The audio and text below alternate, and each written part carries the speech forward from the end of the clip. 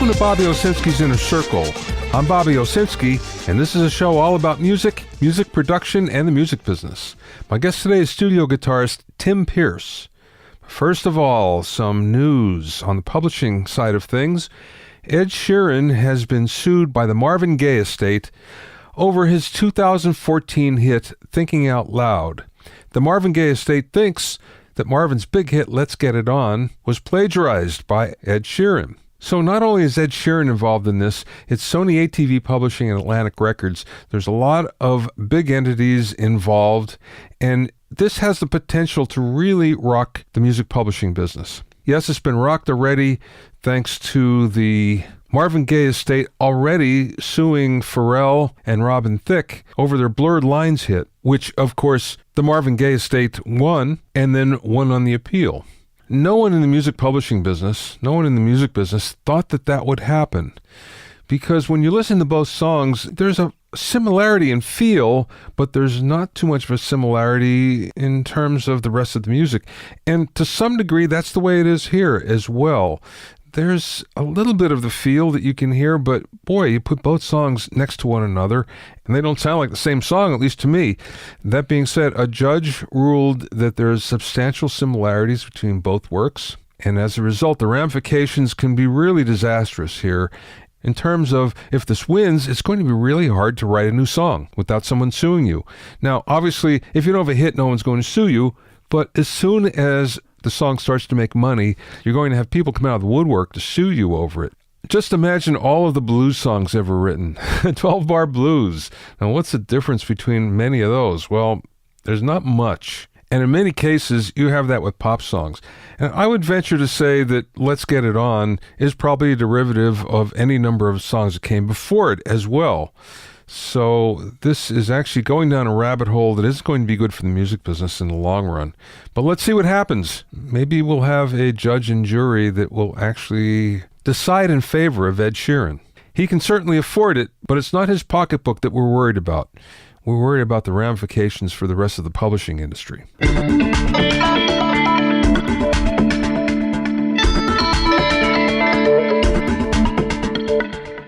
If you have any questions or comments, you can send them to questions@bobbyownercircle.com. Don't forget about my online courses on mixing, production, branding, and music business success at bobbyowsinskicourses.com. Also, get an expert analysis and objective opinion of your songs and mixes as a member of my Hitmakers Club. Go to hitmakersclub.com to learn more.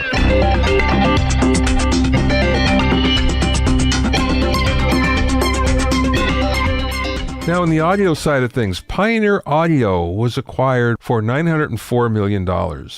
Baring Private Equity Asia, based out of Hong Kong, bought Pioneer Audio, which already was part owned by Sharp, 9%, and Honda, which owned 4%. Now, the interesting thing is Pioneer Audio has been around for a really long time. And Pioneer has been a pioneer when it comes to consumer audio. And they played a role in the development of cable television, Laserdisc, car CD players, the DVD and the DVD-R, plasma display, and even the new OLEDs that are being used on smartphones. So this was a company that really had a history and a history of innovation. What happened was it basically ran out of steam because not many people do retrofits for car audio like they used to. So as a result, the business has really cratered. Already Pioneer is somewhat out of the rest of the consumer audio business, especially on the television side, for instance. They stopped making TVs a few years ago. If you're wondering what's going to happen to Pioneer DJ, that actually was spun off 3 or 4 years ago to KKR, another private equity company. If that might sound familiar, KKR is one of the owners of the new Gibson. So anyway, Pioneer is going to cut about 2,500 people, replace the board, and see if they can turn it around. So this is just another proud audio name that is going through some turbulent times, even though it doesn't really hit us in the pro audio section or the musical instrument sector. In fact, we find that it's still consumer audio, and it's been a company of innovation. So let's see if it can be saved. My guest today is one of the most popular and prolific session guitar players in Los Angeles, and that's Tim Pierce. Tim has a client list that's a mile long that includes superstars like Bruce Springsteen, Madonna, Rod Stewart, Don Henley, Faith Hill, Dave Mathews Band, Mylie Cyrus, and many, many more. Tim also has an excellent online guitar masterclass that includes over 100 hours and 1,000 videos, with new content added every month. In this interview, we talked about the thing that has kept Tim busy even during the down years in the business, the best benefit of having a home studio, the sound of amp simulators, his favorite instruments, and much, much more. Tim and I spoke via Skype from a studio in Los Angeles. Let's go back to the beginning and how you got in the business. I know you're from Albuquerque, and I would bet that a lot of people from Albuquerque don't even make a dent in the music business. One notable person from Albuquerque was Randy Castillo. He played with Ozzy Osbourne. But no, there were not a lot of guys from Albuquerque who came out here and had careers. It's true. Okay, so how did you get started then? I drove out here with my mom's car. She donated her car to me, which was great. And I had a little bit of cash. And I knew one guy who got me on a couple of gigs. The thing about when I moved here at the end of 1979, the music business was very robust. It was a huge infrastructure, tons of people in offices, buildings, tons of money being spent on development. So there were gigs everywhere for musicians and musicians everywhere. So I met one guitar player. I had one contact, and he hooked me up with one gig. And then it was kind of like a tree. You know, one branch turns into three branches. One guy recommends you to three other guys. And I was able to get started. When I first moved here, it was so intimidating. I woke up and thought, there's no way I can ever be part of this. But after about 2 months, began to feel a little better. And I think I started working after about 3 months, just a little bit. Just there was so much work for musicians. A lot of showcases, a lot of development, like I said.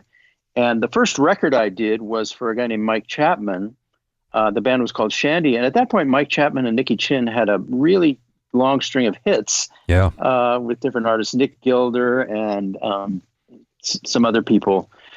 Let me think. Pat Benatar. Can't think of all. Pat Benatar, yeah. So they had tons of number one hits, and they started a record company called Dreamland, and Shandy was on Dreamland. So I got kind of into the record making thing pretty quickly. And then the real boost for me came at age 23 after I'd been here 2 years.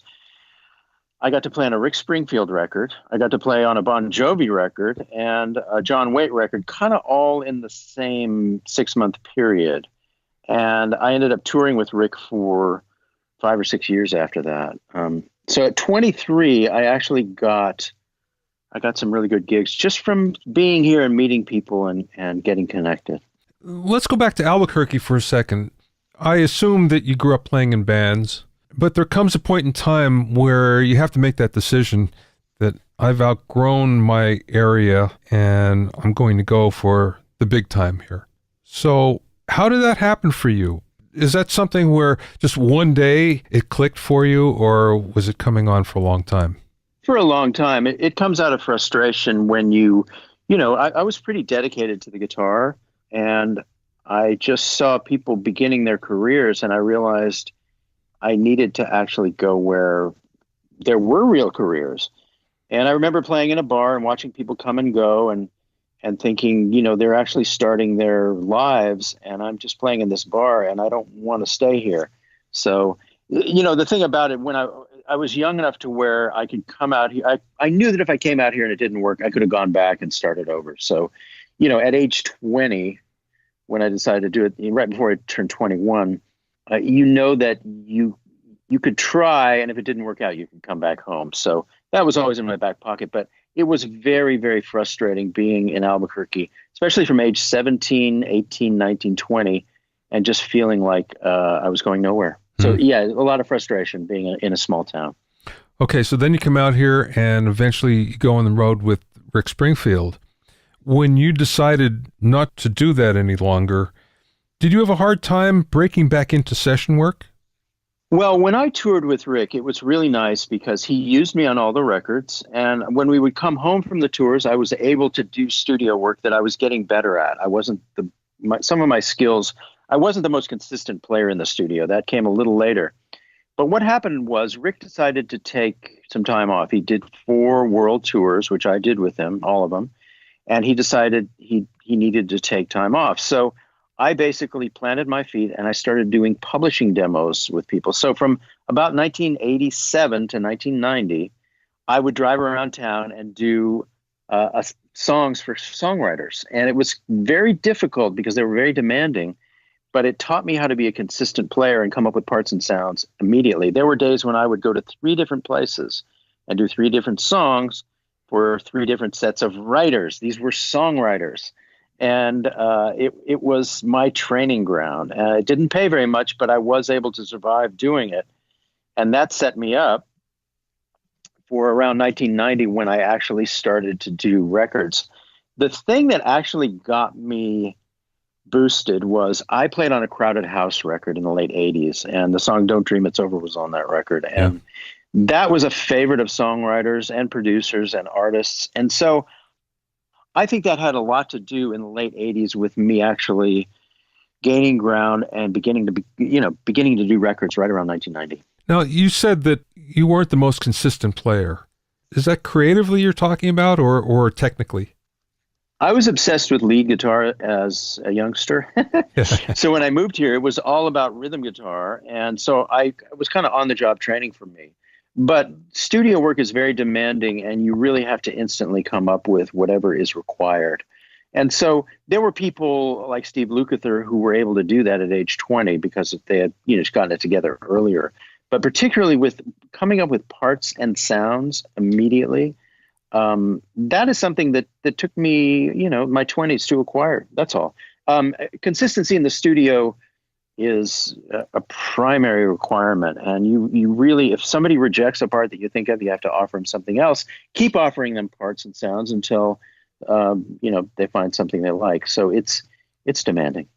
Now, I think I read something about you somewhere where you said that when you began to do more session work, you decided to concentrate more on being a pop guitar player rather than doing any kind of session that came along. Is that true? No. Okay. So that's not an accurate quote. Okay, so then you did movies and everything else, and anything that came your way. I actually spent the 90s doing sessions 7 days a week. And it was just because I did take every gig I was offered. I still did demos for songwriters. I remember going to Gina Schock's house from the Go-Go's all the time, even when I was doing records with people who had big names. Part of what has sustained me is that I always held on to people who were in the middle. So the day after I did a Bruce Springsteen record, I was at Tom Whitlock's house doing a song demo. And Tom was a songwriter. He had some success. But just to picture this, I was at a big studio on a Thursday working with Bruce Springsteen on his album, Human Touch. And the next day I was in Tom Whitlock's bedroom in his house doing a demo. And that was my career. I held on to all the people who were just nice to me and loyal to me. And I also never really trusted life at the top because it was somewhat fickle. A lot of musicians, when they got to the point where they were doing just records with known artists, they would not do that demo work anymore. But I always held on to those people. And the thing that did for me is when the record business changed in the early 2000s, I still had a group of independent clients that I was actually growing. People who did self-funded stuff, people who did stuff for Disney theme parks, people who did, demos for their daughters and sons, all manner of independent people. I was growing a clientele like that even when I was doing all of the records where, you had a name and a high profile. And that kind of saved me in the last, 15 years because those people actually became where all the work was. I mean, those are the people who kept working when the record business changed. So I did sessions, high-profile sessions, for Tina Turner and Whitney Houston and Michael Jackson and Madonna and all these people. But I always held on to people you've never heard of because I kind of trusted that they were going to be there no matter what. And indeed, that became the case. It took a decade or so for that to happen, but those people actually fortified me in the early 2000s and even now. And we both know of many great players who relied on sessions for a long time that fell upon some really fallow times when the bottom dropped out, so to speak. So you're lucky that you chose the path you did. Well, I was just trying to protect myself, and it ended up protecting me for a different reason because the business changed. I just thought, I wouldn't be able to sustain a career at the top because I didn't trust show business, as it were. But show business actually kind of, changed. Yeah, yeah, So right. it was good. It was good. Then one of the transitions is now you do most of your sessions in your own studio, right? I try. I in the early 2000s, I did set up a home studio, and I got more and more people to start using it. I remember I was at the record plant working with a guy named Alex Band. He was in a band called The Calling, and they had one really big hit. And I was doing his solo record, and Tal Hertzberg, who's no longer with us, looked up at me from the huge console, the SSL, at the record plant, and he looked up at me and said, "Yeah, we're going to your house next week for the overdubs." And I realized at that moment that what I was doing at home was of the same quality as what we were doing in big studios. And for guitar, it doesn't take that much. For a drummer, they have to buy a lot more mic reeds. They have to have a room that sounds good. But for a guitar player, you can get a smaller complement of stuff and get the same sounds you get in a big studio. So yeah, it was a transition that helped me because I was able to cut costs for people. No longer were they. No longer did they have to rent a studio or spend money on cartage. But the greatest benefit to having a home studio is scheduling, because there's no middlemen and no middle people, and you're just dealing with one person generally, a producer or an artist, or one group of people.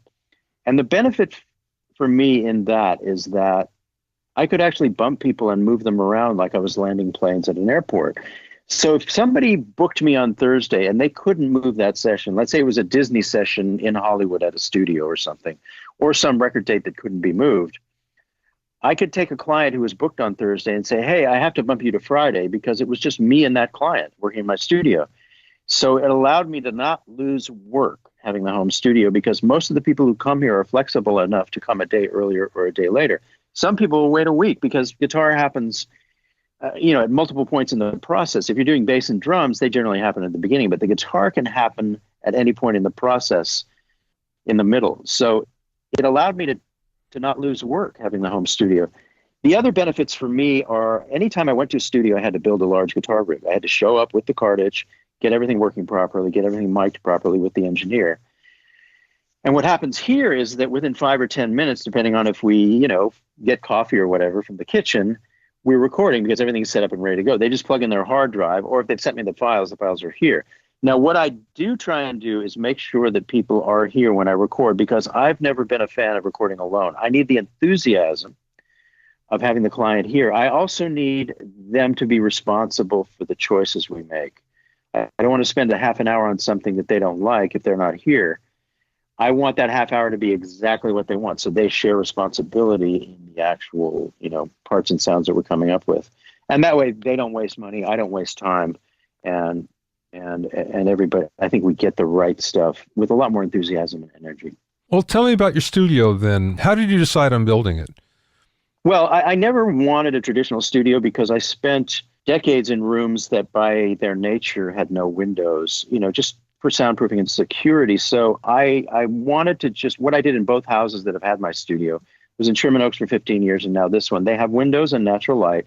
And I just took a big room and set up the gear. The really unique thing about my studio is that it has mirrored stations.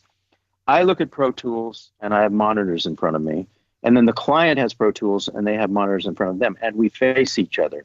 You can see it online, but it's just the same way you and I are facing each other now.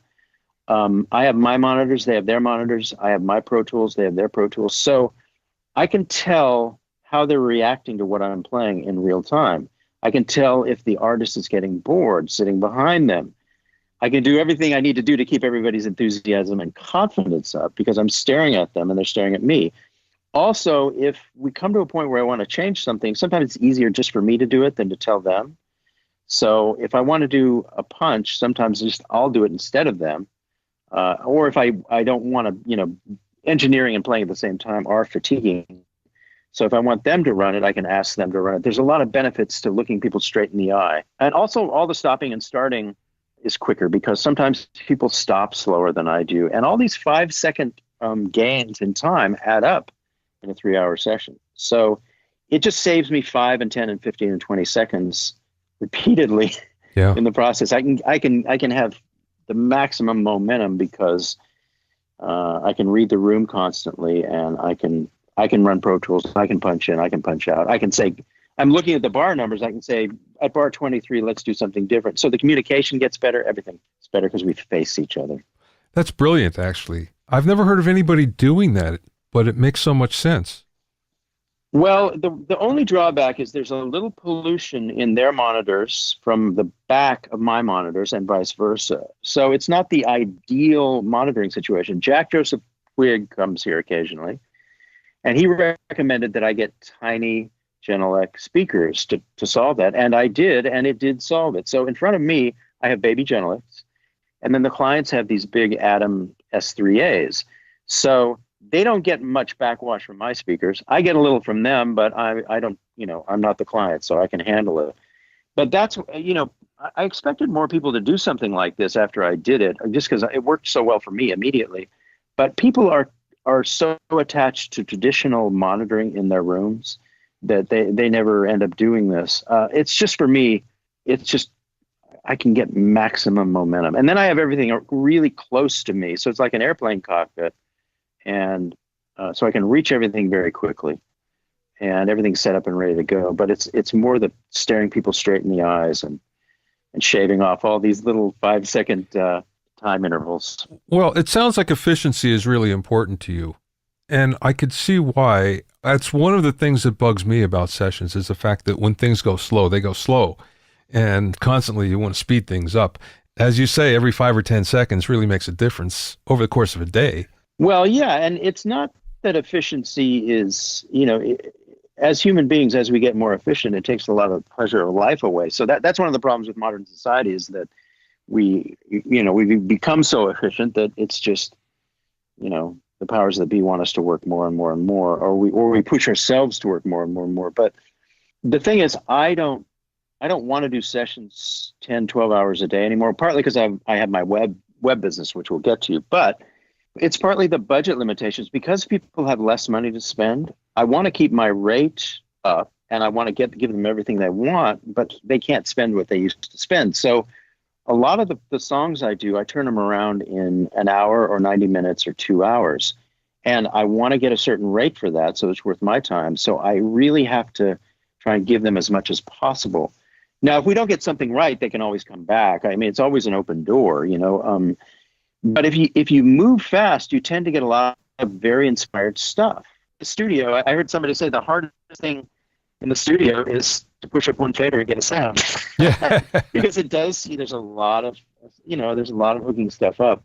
And then if you're tracking, you're working on the drums and the bass and the organ, everything at the same time. So it is efficient, but in my particular case, that creates a scenario where I can keep my rate. I can give them everything they want. They can keep their spend affordable, and it creates a lot of high energy. So, but like I say, you might not get everything totally right, but they could always come back for an hour, or they can always, at that point, I'm happy to add an acoustic guitar or change the solo or whatever if they want to, Yeah. If they want me to spend another half hour, it's easy. The song is never done till, they ship it. So it's always an open door. Okay, let's talk gear for a second, because I'm really curious of where you come down on guitar simulators and modeling amps. That stuff gets better all the time. I owned the Axe Effects for a while because I wanted to check it out, and I loved it, but I knew that they would come out with a new one eventually, so I did sell it. And then I did get the Kemper from Kemper, and I've used that a lot. The Axe Effects is great. It's a more robust engine, but the Kemper works great also, and that's a great tool to take into a TV composer's studio. And you set it up and you have a sound immediately, and it's right in your face. If I can be most critical, all of these devices do sound like the pod we used to use, in that the top end is always a little hashy and artificial. And as you overdub guitars and do more guitars, you tend to hear that more and more. That being said, it's better than it's ever been, and it's getting better all the time. And it's the way of the future. These are great tools. I love taking the Kemper into a room, plugging it in, getting a sound immediately. Any direct sound is right in your face. Yeah.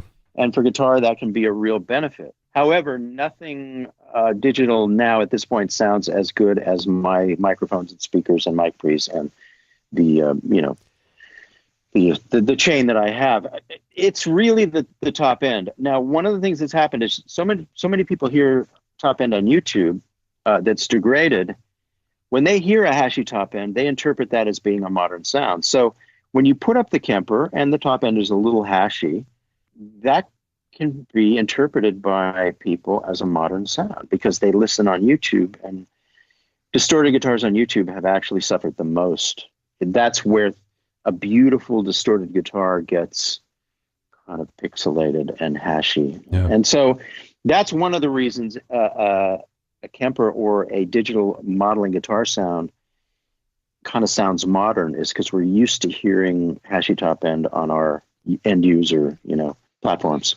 I was wondering how that would work with you, because people come to you expecting a certain sound, and I'm kind of wondering if they'd feel cheated if you were to use a modeler rather than your gear. I might use a modeler. It depends. I mean, like Matt Zerletic came over here recently, and he wanted to use the Kemper because he's always trying to sound completely up to date. And it didn't matter that we were in my room with all my amps and speakers. I worked with Matt for so long that he just wanted a certain thing. We used both. So that's the answer. I mean,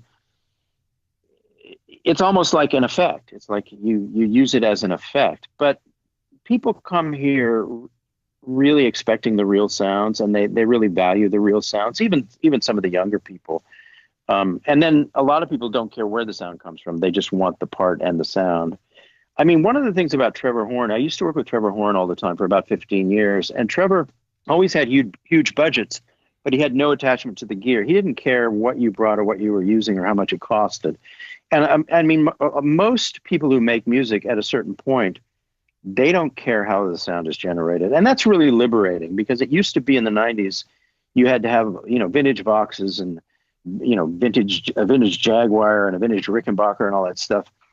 And it's very liberating now just to have people want sounds and not really care how those sounds were generated. That's how Trevor always was.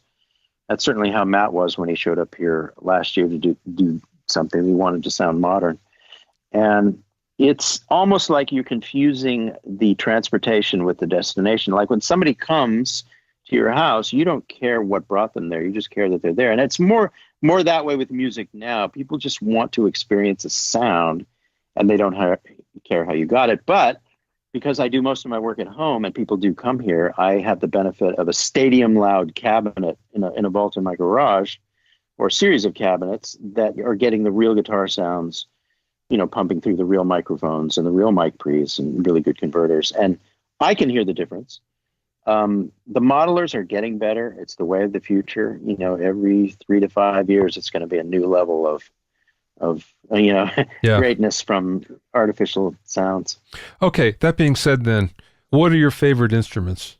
Do you have one or two that's going to be your favorite that you want to play no matter what? Well, I use a lot of boutique guitars when I do sessions because they stay in tune. I have a number of Les Pauls, and Gibsons, the G string generally, I have trouble keeping the G string in tune, just because the headstock, if you look at a Gibson headstock, there's a turn at the nut, and there's lots of ways to solve that turn. But boutique guitars like the ones that Paul Reed Smith makes, or Tom Anderson, or Michael Tuttle, they've solved this problem because they don't have the headstock that requires the turn, Yeah. And so I generally use boutique guitars a lot, and Fenders don't have that problem either because it's a straight string pull. Yeah. I generally use boutique guitars when I'm moving fast at home. Like I'll use Les Paul substitutes, which would be a PRS or one of my boutique builders, so that I can play in tune. The acoustic guitars I've just acquired over time. It's almost like you have to just wait for good acoustic guitars to come along, because they're hard to find. So I have some vintage old acoustics that are great, an old National, a couple of old Gibsons, an old Martin. And then I have a Larrivee that's about 20 years old. That's a great, more modern sounding guitar. So they're just tools to me. Lately, I've been on a hunt for ES335s. I spent the last decade trying to find a good ES335, and I've gone through a number of them, traded them back, and now I finally have a couple of good vintage ES335s. One's a 62, one's a 67. They're both players that have been devalued by modifications, but those modifications make them better recording instruments. They have refrets, and the stuff has been upgraded. The 62 didn't have original pickups, so I got it for like half price. And then I have a new Joe Bonamassa 335 that is got the vintage aesthetic. So a lot of the newer guitars I have the vintage aesthetic, and that makes them, to me, as good as vintage guitars. A lot of people would argue that point, but I really like new guitars just because they play so well and the necks are in perfect shape. I'm looking right now at a 58 Gretsch. It's one of my oldest guitars, a Fireglow. That sounds amazing, has diamond pickups. I have a Duesenberg Mike Campbell model, old Fender Jaguar, all kinds of stuff. I mean, I have a lot of guitars, like most recording musicians have a lot of instruments, and I'm no exception. So when you say favorites, it just depends on the task at hand. Yeah, I get it. And that really could be anything. Sometimes a guitar that's hard to play or a little rough around the edges will make me rough around the edges, which is better because I tend, as you do this for a living, you become more polished. So if I pick up a guitar that I have to fight, like I have some of these cheaper Japanese guitars from the 60s, and it makes me a less polished guitar player, and that can be great in certain situations. Yeah. All right, let's get to your masterclass that you're doing online. So how did that come about? Well, in 2009, I was talking to Greg Bissonette, and he told me about Mike from Mike's Drum Lessons. And Mike had a big business up north teaching with online video content. And I was thinking, okay, what am I going to do after this session wave, hits the shore and dissipates? I was still very busy. I still am busy. I still do sessions just about every day. I keep the hours short, and I don't take every session anymore, partly because the web business is actually a better bet for the future because, I'll go back to your question, but the great thing about the web business is it's a product that I sell to customers rather than a service that I provide clients. And nobody knows better than how this works than you do. Yeah. Nobody knows better how this works than you do. But I was in client service my whole life. There were royalties attached to it, but I had to be in the chair, and I still do for clients. I had to be, I got paid by the hour, by the day, and I had to be there to earn the money. Well, this is something that earns money whether I'm working or not. You do the work, but you do it on your own terms and your own time. And then it's a product that can sell to customers, and it can also sell in multiples. So, if I market it better, I can sell 10 times as many, Yeah. So that's the next challenge, is to market it more, or at least 2 times as many, whatever. It scales, the word, it scales, where client service doesn't really scale. So let me go back to your question. In 2009, Greg Bissonette told me about Mike from Mike's Drum Lessons. And when we realized what his business was earning every month, I thought, okay, I thought I was going to have to teach privately at the end of this run, but I can actually create a bigger business than the session business by emulating these guys. In 2009, I started making bad films. I hired a web guy, and I lost money for a number of years because I've never edited film. I hired a guy to edit and put stuff out on YouTube. And after a couple of years of just bad filmmaking, I started making YouTube videos. So that was probably in 2012 or 13. And I built a business. I built a following on YouTube. I didn't monetize. I spent a lot of money every year just trying to do YouTube. And then I finally monetized 3 years ago. And by that time, I had an email list of guitar players and a following on YouTube. And I was able to create a business immediately. At the moment we monetized, it became a successful small business. At the very moment we monetized. And now I have 5 employees. I have a full-time film editor, 2 part-time film editors. I have a webmaster, and then I have a guy who does tablature who's in Italy, who's a dear friend of mine at this point. So there is a spend on the business every month, and it's substantial, but I always turn a profit every month. And it's become the love of my life. I love doing it. I love making this video content. The masterclass, I started it with 100 videos and 10 hours of content, and now it's up to 1,000 videos and 100 hours of content because I add to it all the time. Mm-hmm. So the customer who buys in, the later they buy in, the more they start with. And so I'm just going to keep building it. And then I do products that are downloadable with Brett Papa that you can buy on his website that are smaller, just did downloadable courses. But going back to your question, in 2009, when I found out about Marty Schwartz and Mike's drum lessons and the corollary on bass is Scott Devine in the UK. These guys are 7-figure businesses. It's hard work, and they have to take care of a lot of people. I do customer service every day. Yeah. Somebody has a password problem or a credit card problem, I immediately send them a nice email. I caught somebody within 5 minutes today. Sometimes it's an hour, sometimes it's a couple of hours, but every waking hour, if somebody has a problem with a password or their credit card, I send them a nice email. I forward it to Mary, and she does the customer service quickly also. So it requires, there's a lot of responsibility, but it's allowed me to only do the sessions I want to do and not break all my promises to my wife every weekend, stuff like that. It's been great. And it's a business that can grow, it's really a nice thing. Because I did sessions for 35 years. And like I said, I still do them, but it's not something that's going to last forever. And I don't want it to last forever. I want to do the ones that I like to do and the fun ones. Well, that's exactly what happened to me in that I started to do the online courses and it allowed me to take a step back. And now I do 1 or 2 projects a year and I'm perfectly happy with that. It's enough for me to keep in touch. But yet I don't necessarily worry about making a lot of money. Just having fun is more important because there's other things. No, and I watched you do this, and I know it's I knew you were doing this, and I've seen your stuff on Facebook, and I've seen kind of your advertisements. I never bought any of your products, but I knew this is something that you were adept at and you had done.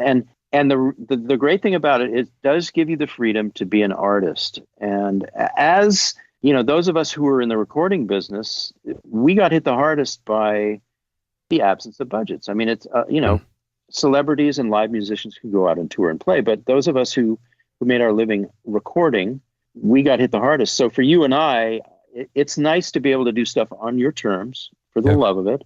And I bet that the projects that you do, you feel like an artist when you're doing them. Oh, I feel great. Yeah. Yeah.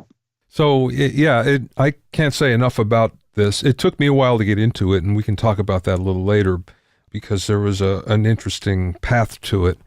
But I'm so happy to be here. And like you, I do customer service every day. And that's fine. There you go. don't mind it at all. Yeah. I don't either. I don't mind it one bit. Last question for you then. What's the best piece of business advice that you learned along the way or maybe somebody imparted to you? Okay, I can tell you what I've learned along the way. I mean, entertainment is a difficult business. The supply and demand is always in favor of the people that are hiring you. And there are a lot of unfair situations you get in because they do have the power. And there's a lot of people angling for the work that they provide, people who and I work with nice people, and there are a lot of nice people out there. And even nice people, they'll do one thing that might be hard on you when you go to work for them is they might change the schedule. And the classic thing for a hired musician or singer is you take a gig and then you turn down another gig and then they cancel that first gig and they apologize and then you've lost both of them. Yeah. And that's a difficult thing. So that's something I actually take the same liberty that my employers take, that when I take a gig and it isn't right for me, I feel no shame in backing out of that gig, as long as I make sure that they get somebody else that'll cover it to their satisfaction. And I'll help them do that if we're close to the actual deadline. But if it's 2 months out, I just turned down something that was 2 months out. And I took the gig, and for a week I kept it. And then I realized it wasn't going to work well for me schedule-wise. I could have still done it, but it would have put a lot of pressure and stress and made my other gigs suffer because of it.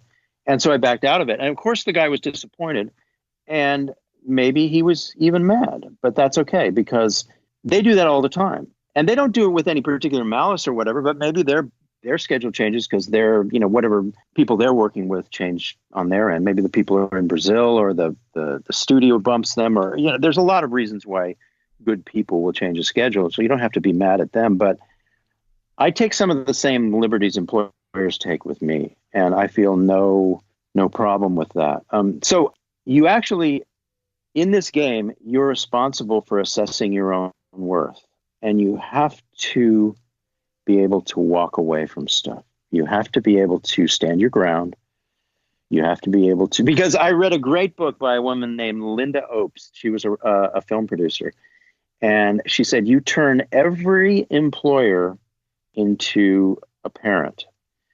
And it's really true. So you have to be very careful that you don't put yourself in a bad position, because and they play with that. It happens almost automatically. They take a lot of advantages with scheduling or with fees or with, the hours might stretch. You have to figure out what your boundaries are. So I'd never be afraid to set boundaries. And I have a kid who's a friend of mine who's starting out as a guitar player.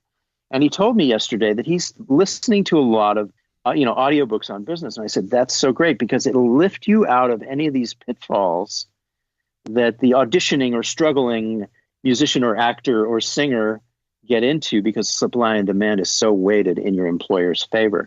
So I would say, find boundaries, stick to them, and be aware of how other businesses function. I mean, in other businesses, I have a friend who's in the internet business, and when he hires an employee, they show up. The employee might ask for $120,000 a year, plus these benefits, plus these days off, plus this vacation. They might settle at $108,000 a year with these benefits and these days off and this vacation and like that. So you have to remember how other businesses function. Employees, people who work for these entities and they get stock options too. They get, profit sharing after 3 years. There's all kinds of stuff in it. The employee is valued. Now in show business, it doesn't quite work that way. But if you're aware of how other businesses work, you can actually remember how valuable you are, create boundaries, ask for more, and be able to walk away from stuff. Now it's tricky because you do have to pay your bills, but it's great to be able to say no to somebody and be okay with never working with that person again if need be. I mean, that's really what you want to get to. You want to get to the point where you can actually say, no, I can shut this door. There are other doors I can walk through. You can find out more about Tim and his courses at timpierceguitar.com. That's timpierceguitar, one word, .com. Thanks for listening and being in my inner circle. Remember, if you have any questions or comments, you can send them to questions@BobbyOInnerCircle.com. To listen to other episodes of Bobby Owsinski's Inner Circle, go to BobbyOwsinski.com and select the podcast tab, or go to BobbyOInnerCircle.com, or you can find it on iTunes, Stitcher, Mixcloud, Google Play, Google Podcasts, and now on Spotify. At BobbyOwsinski.com and BobbyOInnerCircle.com, you'll also find a sign-up form for my newsletter and for alerts for new podcasts. This is Bobby Owsinski. I will see you next time.